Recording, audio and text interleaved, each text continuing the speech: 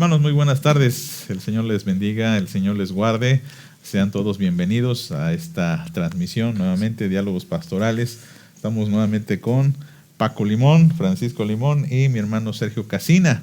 Que Dios sea con todos ustedes. Hermanos, ¿cómo están?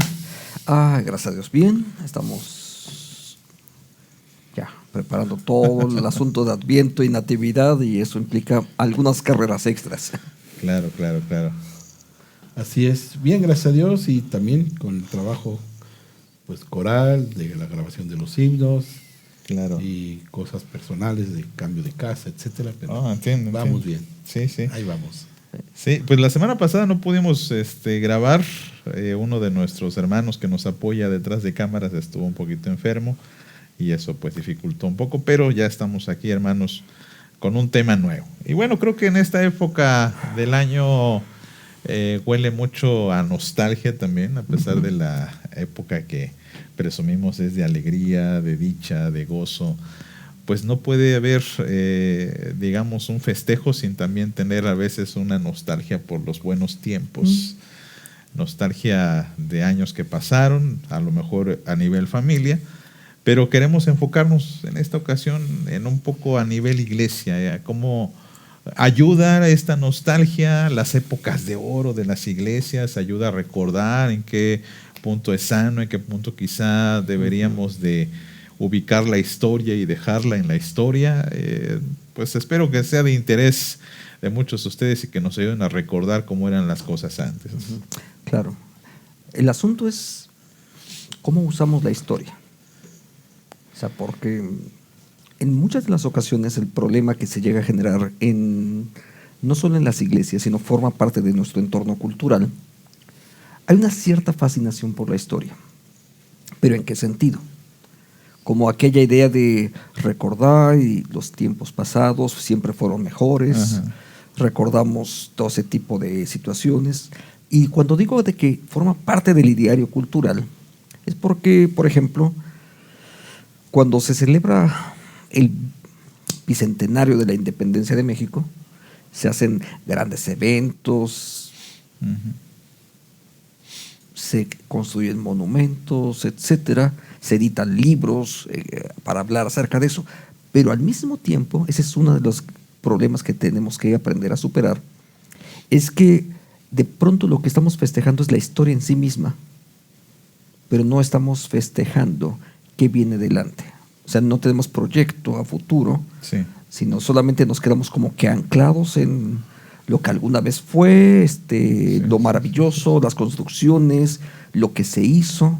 Y eso, algunos investigadores, no voy a citar las fuentes ahora porque no es una conferencia, pero hay algunos investigadores, por ejemplo, que dicen eso está limitando en buena medida el desarrollo primero de América Latina, y como parte de esa América Latina incluso también el desarrollo de las mismas iglesias. Sí, creo que a veces también cometemos una sublimación por la historia o por el pasado. Sí. Y cuando hablo de sublimación me refiero a que no le vemos los problemas, los defectos, si se quiere ver así, en lo que se vivió. Por ejemplo, en una iglesia local, siempre las iglesias locales tienen como su época de oro, de gloria. Quizá cuando llegaron los primeros misioneros, quizá cuando se construyó el templo, quizá cuando estuvo ese pastor eminente que tardó quizá 30, 40 años en la iglesia. Quizá cuando había 3 coros, cuando había un grupo de jóvenes de casi 40 muchachos. Es decir, se resaltan esas cosas buenas, y creo que en alguna ocasión puede ser útil, pero también se sublima todo. Es decir, pues se piensa que todo fue positivo, que todo fue muy bueno, que todo fue, digamos, de bendición en algún sentido, y a veces no se observa lo que también pasó. Por ejemplo, las iglesias presbiterianas adolecemos mucho de divisiones, eso hay que decirlo. La iglesia presbiteriana, de hecho, desde un punto de vista muy crítico, muy para reflexionar, ha crecido más por divisiones que por sembrar nuevas misiones. Y no solamente en México. Y eso a veces no lo mencionamos.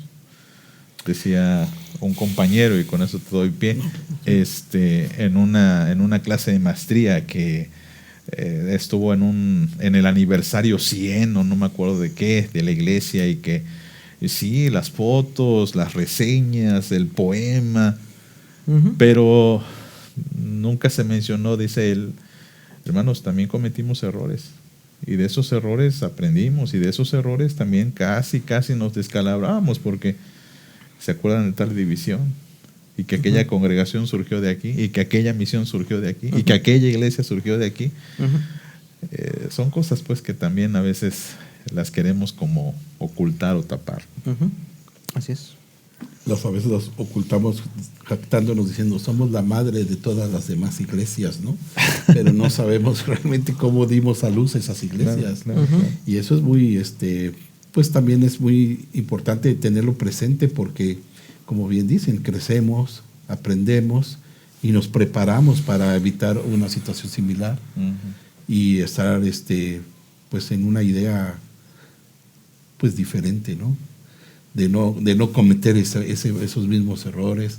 Y yo a veces pienso que es el mal manejo del sistema de gobierno también lo que provoca muchas veces los problemas en la iglesia presbiteriana. Creemos o tenemos un buen sistema de gobierno, pero no lo administramos, creo, correctamente. Y eso siento que es lo que nos ha provocado un buen número de problemas, de divisiones, y a lo mejor no de divisiones de que se salga alguien de un grupo a formar, sino de divisiones internas y que aún estamos ahí y entonces se empiezan a hacer varios grupitos, varias iglesitas dentro de la iglesia y entonces empieza a haber esos conflictos que no recordábamos cuando empezamos a hablar de puras cosas positivas.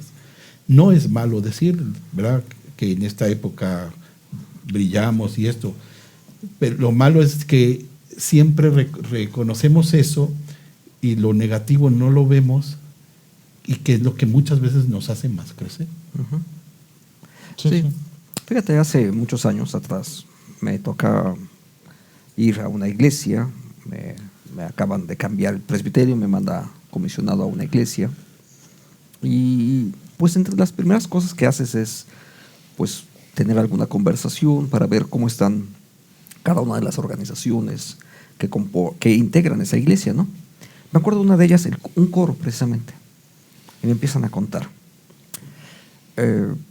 Es que el coro ha tenido giras en el extranjero, hemos grabado discos, y empiezan a contarme muchísimas cosas acerca de ese coro. Y cuando pregunté, bueno, ¿y cuál es el coro? Somos nosotros, hermano. Digo, pero esta es la directiva, ¿no? No, este es el coro. Eran 6 personas, a lo más. Varios de ellos ya gente muy anciana, muy anciana. Entonces digo, a ver, eso es lo que fue el coro. Pero si me dices que este coro ha hecho esto que estás diciéndome, eso no corresponde a esta realidad. Y eso son uno de los asuntos del cómo vemos la historia. Entonces, de pronto todas las iglesias, cualquier iglesia presbiteriana en México podría decir, aún la más pequeñita que ustedes quieran, puede decir, somos parte de la herencia protestante en México y fuimos de los primeros grupos que se organizaron en la ciudad, en el país, en 1800 y algo, etcétera. Y cualquier iglesia podría de pronto decir eso, cualquier iglesia presbiteriana. O incluso decir, los presbiterianos fuimos entre los primeros que llegaron a esta ciudad a predicar el evangelio hace un siglo atrás. Pero eso no necesariamente corresponde con la iglesia real. Entonces, tenemos varias cosas. Por un lado, esa visión acrítica acerca de lo que ocurrió. Hay una sublimación de decir, esta parte fue la bonita, la etcétera, sí. Y como que así debería de ser siempre, sin darnos cuenta que no estamos en la misma situación ya, son otras personas, la sociedad, la cultura es totalmente distinta. Pero otra es esa vertiente que menciono al final, de vivir de alguna manera pensando que eso sigue estando presente. Cuando la historia tiene siempre una temporalidad. Alguien usó una metáfora diciendo acerca del tiempo de esta forma. Dice, no puedes estar 2 veces en el mismo río. ¿Por qué? Porque siempre está fluyendo el agua. Ujú. Puedes poner los pies en las mismas piedras incluso. El agua no va a ser la misma. La vida, la sociedad siempre está transcurriendo. Ujú. Y entonces nosotros no podemos quedarnos ahí anclados. Ahora, conocer la historia no solamente es como aquel adagio de para no repetir los errores, Claro. que sí de alguna manera tiene una razón, pero si la empezamos a ver de una manera más crítica, sin duda nos va a ayudar a poder, por ejemplo, eso que mencionabas, cómo superamos esas divisiones, y ese impasse, porque también dentro de esa percepción de la historia es que siempre lo hemos hecho así, Ujú. ¿no? O hay una predisposición, ¿no? Ujú. Que se traduce en, bueno, esto éramos antes y no lo volveremos a hacer.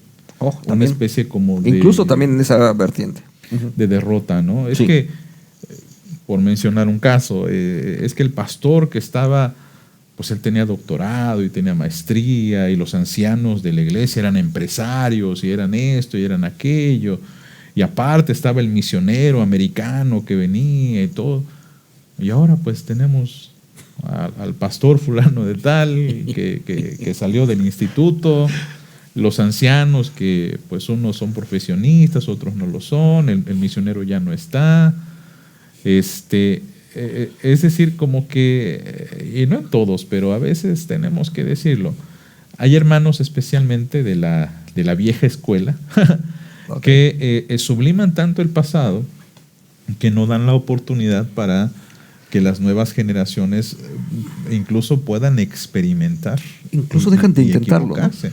Sí, Sí. porque no les dejan hacer lo que tú mencionas, de que lo hemos hecho siempre así, porque así funcionó antes, Ujú. y que pues esto nos funcionó y en su momento fue el boom, fue la época de oro, y siempre culpamos a veces a las personas, ¿no? Cambiaron las personas, entonces esto no está funcionando, pero el sistema puede funcionar, ¿no? Ujú.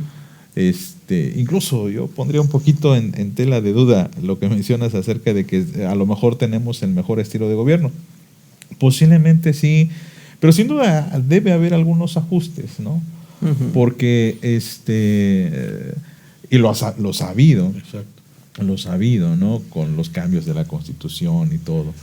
Y bueno, yo creo que a veces como iglesias nos casamos tanto con estas épocas viejas, antiguas, que cuando vemos a alguien, porque también ese es otro error, queremos ver en esa persona al viejo director, Ujú. al viejo anciano, al viejo pastor. A veces hay esas comparaciones Sí. de que viene un pastor nuevo y queremos que sea el clon del pastor que se fue, ¿no?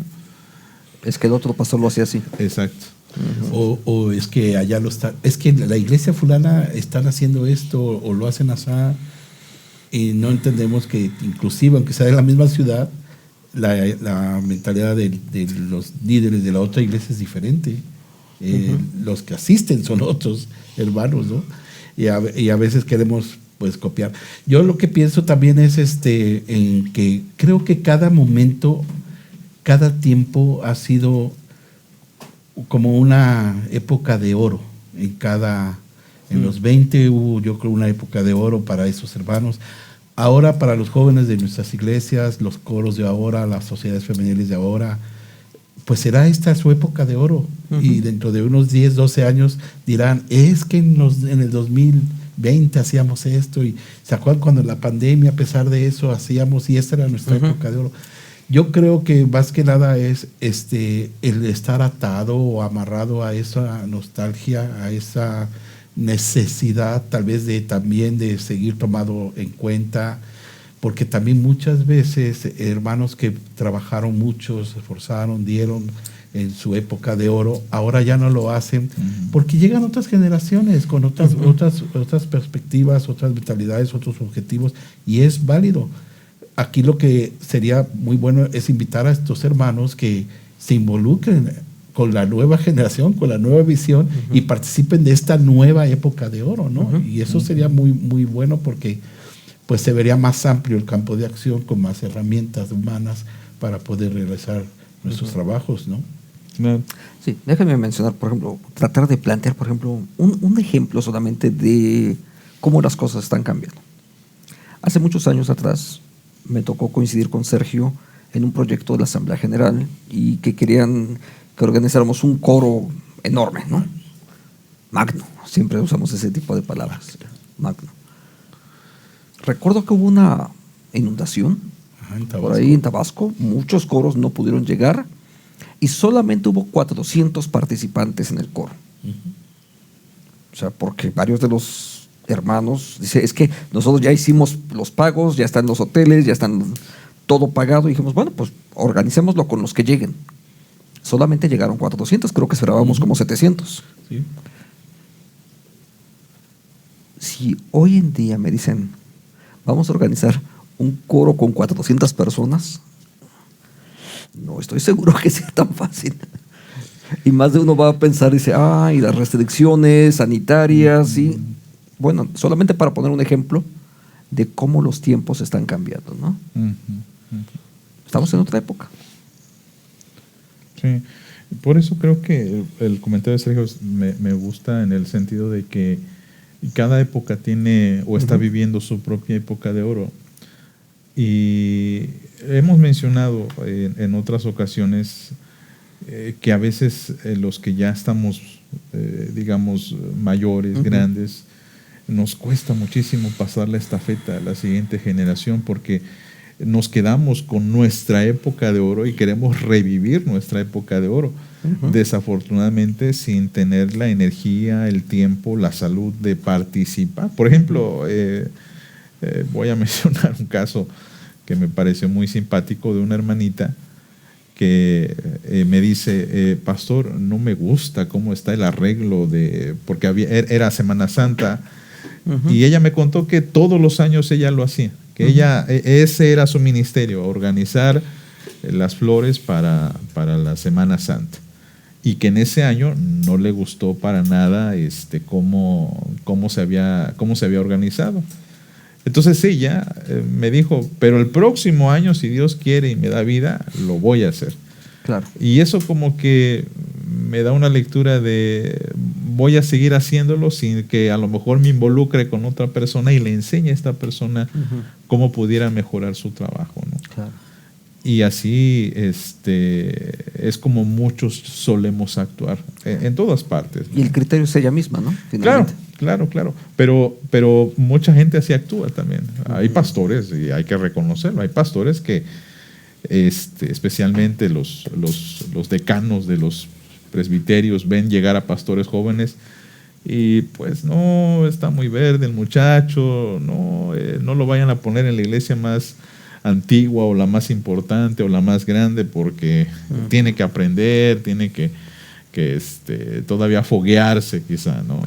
Sí, yo creo que nosotros tenemos que cambiar un poco la óptica y pensar en que nuestra mejor época realmente no debería de ser la que vivimos, sino la que vamos a vivir. Me parece una perspectiva mucho más bíblica. Sí. Porque es cierto. Me gusta un esquema que utiliza mucho, está presente en la Biblia, de forma textual en el libro del Apocalipsis, refiriéndose a Jesús, el que es, el que era y el que ha de venir. Y el movimiento es muy interesante, porque parten del presente, el que es, revisan su pasado, efectivamente, pero lo proyectan hacia el futuro, el que ha de venir. Y esa es quizás una de las formas, si puedo decirlo, más interesantes en la Biblia, porque efectivamente se ve el pasado, se contempla para algo, pero siempre la mirada está en ese futuro, si puedo decirlo, escatológico, y la expectativa de lo que Dios va a hacer. O sea, no lo que Dios ya hizo. Lo que Dios hizo, damos gracias, aprendemos, y esa parte a mí me encanta, porque alguna vez leyendo materiales, digo, mira, me acordé de una historia de Thomas Alva Edison cuando hizo los focos incandescentes. Y él estuvo intente y hasta que alguien le pregunta, dice, oye, ¿no te has cansado? Dice, bueno, es que ya sé 1000 formas de cómo no funciona. Y bueno, yo no he tenido tantas experiencias, pero sé algunas que no funcionan. Claro. ¿Por qué? Porque tengo que seguir viendo hacia el futuro y ahí estar con la expectativa de qué es lo que Dios va a hacer. ¿Qué va a hacer Dios ahora en el nuevo escenario en donde estamos o hacia donde estamos transitando? Pues es complejo. No, bueno, no complejo, es más bien de responsabilidad, ¿no? De poder ver realmente lo que hay al frente para poder realizar. Y tomando en cuenta un poco lo vivido anterior, en mi experiencia como director de coro, pues es un cambio total, el trabajo coral ahora, pues, y para eso pues también requerimos actitud, ¿no? La actitud, porque si nosotros queremos seguir con la mentalidad pasada de seguir ensayando de cierta forma, seguir realizando ciertas cosas que ya no son funcionales en este tiempo, ¿no? Igual platicaba yo hace poco con alguien de la Unión de Coros y me decía, ¿y por qué invitaste a esta chica a dar el tema? Digo, porque hay que darle paso a las nuevas generaciones, hay que darle la oportunidad. Y lo hizo muy bien. Y si lo hubiera hecho muy mal, pues qué bueno que lo hizo mal, porque eso le va a servir para la siguiente hacerlo mejor. Y a nosotros también ayudarla a que esto pues de mejore en ella. A mí me llama mucho la atención un texto bíblico donde dice que las más grandes, las más viejas, ¿no?, enseñen a las jóvenes. Y yo creo que como personas, ¿va?, bueno, se refiere allá a las mujeres, ¿no? Sí. Pero yo creo que nosotros es nuestra responsabilidad. Si nosotros ya vivimos, por decir, nuestra época de oro, pues enseñarles a los jóvenes no a que copien nuestro machote de cómo era en aquel entonces, sino a contagiarles del entusiasmo, a contagiarles de visión, de animarlos, de apoyarlos, de decirle, órale, pues vas tú, ¿no? Éntrale. Y cuando se acerca alguien, a veces también eso es muy feo, que nuestra época de oro nos hace, cuando la recordamos, nos hace tener un concepto alto de nosotros. Es que en mi época de oro yo tuve 70 miembros en el coro y ahorita, a ver, ningún coro puede, nunca ha vuelto. Si uno tuviera esa actitud, pues está, perdón la expresión, pero tronado. Porque realmente entonces no estamos enseñándoles a trabajar con lo que hay. Hay iglesias que no tienen ni siquiera un teclado. Entonces tienes que enseñarle a ese muchacho a trabajar con el coro, con el grupo de alabanza, con lo que hay. Ahorita en la Unión de Coros estamos proyectando los talleres para enseñar himnos a la iglesia, ¿no?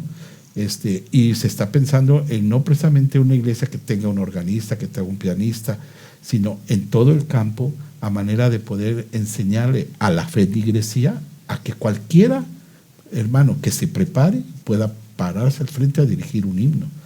Y eso es darle apertura a que los hermanos, a los jóvenes en esta época de oro para ellos y también para nosotros, pues podamos irles compartiendo, ¿no? De ampliar su trabajo, su visión. Y no quedarnos con eso, porque Dios nos dio, a mí Dios me ha bendecido mucho, me ha dado muchos, pues me ha dado dones que me ha permitido poner a su servicio y al servicio de la iglesia. Entonces yo creo que podemos entender que esa época de oro, pues podemos nosotros alargarla inclusive. Que mi época de oro que viene de los 80s, aún sigo en esa época de oro, pero ahora en mi papel de compartir, de enseñar, de apoyar, a lo mejor ya no tanto de estar al frente de...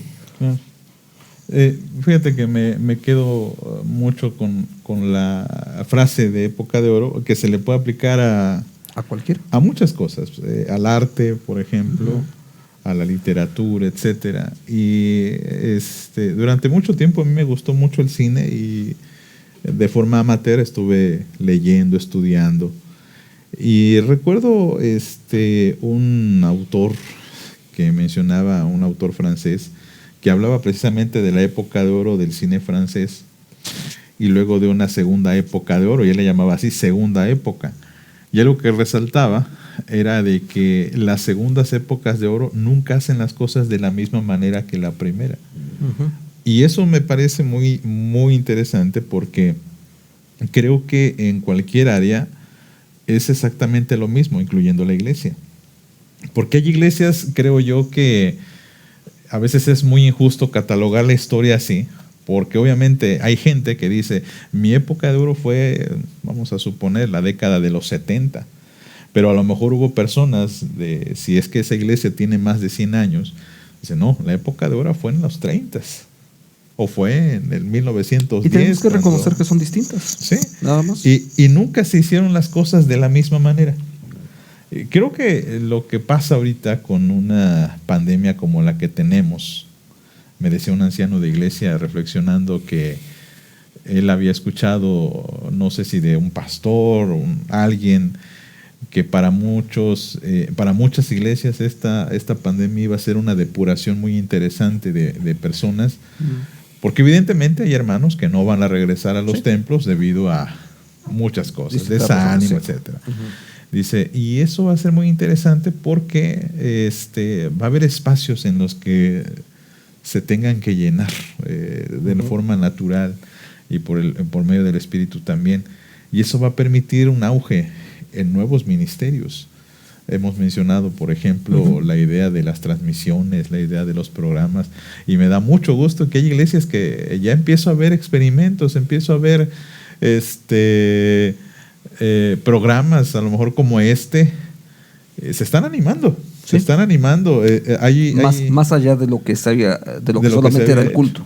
Hay una joven que le puso a su programa Generación Pentecostés, y es de programa de jóvenes. Y es muy simpático el programa porque ellos filman en la iglesia de forma infragante y llegan con un hermano, la cámara, el micrófono, hermano, dígame el primer versículo que hable del Padre. Entonces, es una forma distinta, si quieres ponerlo como entretenimiento cristiano, pero se agradecen esos intentos, ¿no? Entonces, creo que esta va a ser una segunda época de oro para muchas iglesias, o tercera época de oro, y que no van a hacer las cosas de la misma manera en como se venían haciendo antes. Así es. Y creo que los que estamos adultos, los que estamos mayores, los que somos de mayor tiempo en el Evangelio, deberíamos de permitir eso, ¿no? Señor, pues mueve tú a tu iglesia y que tu espíritu se mueva. Sí. Y mantener una dinámica de constante crecimiento, de constante aprendizaje, porque algo que me ha pasado en estos últimos año y medio, alguien me hizo una pregunta, pastor, ¿y usted ya sabía acerca de cómo transmitir y cómo? Pues mira, hace 18 meses no sabía ni qué cámara comprar. Y si me dices con qué programas íbamos a hacerlo, no tenía ni idea. Y es más, y si no me lo cree, simplemente vea cuando abrí mi cuenta de Facebook y se va a dar cuenta que antes de eso no existía. ¿Por qué? Porque no lo consideraba necesario. Yo creo que ahí es donde nosotros tenemos que ver cada una de las épocas por las que hemos cruzado, o la iglesia ha cruzado, tuvo una dinámica específica que le hicieron entender o comprender que eso era posiblemente lo mejor que ellos podían lograr en ese periodo histórico. Entonces, conozco un templo, por ejemplo, uno de los templos donde me tocó servir. Su segundo templo tenía pues acabados muy específicos, muy de la usanza de finales del siglo XIX, y pues ese es el diseño con el que fue construido. Muy válido, por supuesto, dentro de esa época. Y si puedo decirlo, en su momento fue un templo de vanguardia. Pero ya pasó ese periodo. Las siguientes generaciones posiblemente lo ven como viejo y anticuado. Pero el asunto no está en la construcción, en lo que están haciendo. El asunto está en cómo enfrento la siguiente generación. Porque al final de cuentas, todos tenemos ahí si puedo decirlo así, citando este texto de Tito que mencionas, de las mujeres adultas, mayores, instruyan a las jóvenes. En esa dinámica es lo mismo que Pablo le dice a Timoteo. Instruye a gente que sea capaz de enseñar a otros también. Entonces, y en el libro de los Salmos, una oración muy, muy personal que está expresada ahí, dice, no me permitas hasta que anuncie a la posteridad. Bueno, entonces, todos de una manera o de otra tenemos un compromiso por la siguiente generación. Y entonces, quedarnos anclados en lo que alguna vez fue, es dejar de ver el objetivo hacia el cual Dios nos llamó. Claro. Y es que creo que, se dice mucho de esto con respecto a y con todo respeto lo digo, a la vejez, ¿no?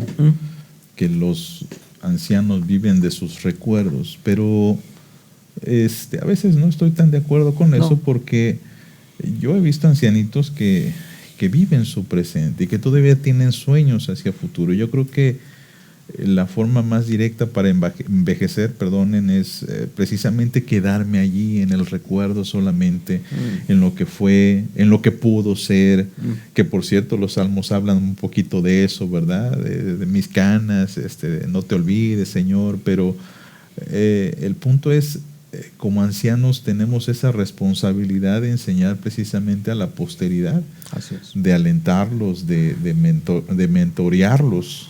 Y es algo que a veces no se hace. Hace algunos años, un pastor de jóvenes me decía, pastor, es que mire, esta iglesia, se refería a una iglesia en otro lugar del país, y dice, es que tienen este crecimiento y tienen aquello, y digo, mira, pasa esto. Este pastor joven del que tú me estás haciendo alusión tiene una enorme ventaja que muchos de nosotros no hemos tenido. Hay un proyecto de 20 años atrás sobre el cual él llega y empieza a construir. Y ahí hay algo que nosotros tenemos que buscar intencionalmente. Uno de los problemas que enfrentamos en este concepto incluso de la historia es de que también cada uno de nosotros queremos llegar a escribirla otra vez. ¿Sí? Entonces, los proyectos de iglesia, por ejemplo, deberían estar fundados primero en la iglesia y no en los pastores. Ok, a lo mejor la iglesia local no lo tiene en este momento. Desarrolla un proyecto con el pastor en turno, si puedo decirlo así, pero desarrolla un proyecto para los siguientes 20, 30 años. Muchos de nuestros proyectos realmente son y me comisionaron por 3 años, pues entonces hago mi plan para 3 años y después el que llegue a ver qué hace, ¿no? Y lamentablemente, como el proyecto recae en el pastor y no en la iglesia, pues el pastor que llegue, pues va a repetir exactamente lo mismo, ¿no? A lo mejor por 3, 5 años, por 10, a lo mejor en algunas ocasiones, pero muchas veces son en un lapso muy corto. ¿Cuál es el papel que nos corresponde a nosotros? Crear la estructura, la plataforma para precisamente los que vienen después de nosotros. Porque tengo que reconocerlo también, o sea, intencionalmente o no, muchas de las ocasiones donde me ha tocado estar sirviendo, yo no inicié esa congregación o la iglesia donde estuve. Fue gente que vino y que hizo una parte y que fue valioso lo que ellos hicieron, y al final de cuentas mi papel es sumarle un par de granitos más a una obra que a lo mejor tiene 30 años o 100 años atrás, ¿no? Entonces mi papel es agregarle un poquito a esa obra, contribuir a ese crecimiento, pero además dejar, si puedo decirlo así, dependiendo del renglón donde esté, a lo mejor una infraestructura que sea útil para la siguiente generación, ¿no? Si esa es una de las partes. Otra quizás es formar cuadros y permitir, como decía Sergio hace un momento, y si se equivoca, pues es parte del aprendizaje, como también a nosotros nos tocó, ¿no? Digo, si hoy Claro. considero mi forma de predicar y con la que tenía hace 30 años, pues Sí. yo espero que haya cambiado y haya crecido. No, yo creo que también algo que a veces tiene uno es miedo a enfrentar una nueva época de oro, ¿no? Un nuevo escenario. Sí. Un miedo y que se nos pueda salir de control como consistorio, el proyecto X o Y, y que